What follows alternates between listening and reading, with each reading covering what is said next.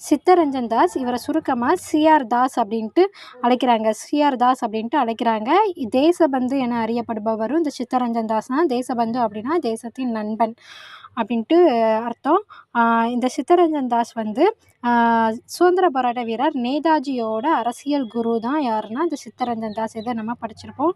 இவர் வந்து பிரிக்கப்படாத வங்காளத்தில் சுயராஜ்ய கட்சியோட நிறுவன தலைவர் தான் இந்த சித்தரஞ்சன் தாஸ். சுயராஜ்ய கட்சியை நிறுவனது வந்து மோதிலால் நேரு, சித்தரஞ்சன் தாஸ் வந்து நம்ம படிச்சிருப்போம்.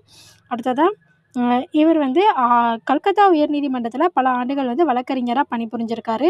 1908 அலிப்பூர் குண்டுவெடிப்பு வழக்கில் சி.ஆர். தாஸ் வந்து அரவிந்த கோஷை வந்து பாதுகாத்து இந்தியர்களிடையே புகழ் பெற்றார்னு சொல்லியிருக்காங்க. அடுத்ததாக அரவிந்தர் மற்றும் பிபின் சந்திரபாலோடு இணைந்து வந்தே மாதரம் அப்படிங்கிற ஆங்கில வார இதழிலும் இவர் வந்து பங்களிக்கிறாரு.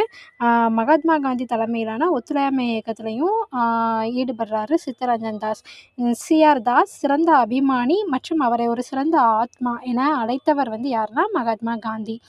நன்றி.